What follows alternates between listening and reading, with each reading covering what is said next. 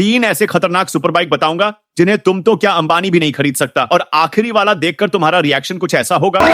लेकिन वीडियो शुरू करने से पहले अगर तुम बॉय हो तो वीडियो को लाइक करो, और अगर तुम गर्ल हो तो चैनल को सब्सक्राइब करो, और अगर तुमने कुछ नहीं किया तो मैं समझ जाऊंगा तुम कुछ और, तो जल्दी करो। नंबर 1 पर यह वाला बाइक जो कस्टम मेड बाइक है, जो कि पूरी दुनिया में सिर्फ एक ही मॉडल है और इसे कोई भी नहीं खरीद सकता क्योंकि अंकल इसे सेल नहीं करेंगे। नंबर 2 पर आता है यह फ्यूचरिस्ट बाइक। ये दिखने में किसी अजूबा से कम नहीं लगता और ऐसा लगता है जैसे हम फ्यूचर में 2060 में पहुंच चुके हैं। नंबर 3 और आखिरी में आती है ये लग्जरियस बाइक, जो कि एक सिंगल पीस है पूरी दुनिया में, और ये सिर्फ इन्हीं भाई साहब के पास है। इस बाइक में अलग अलग फीचर देखने को मिल जाते हैं।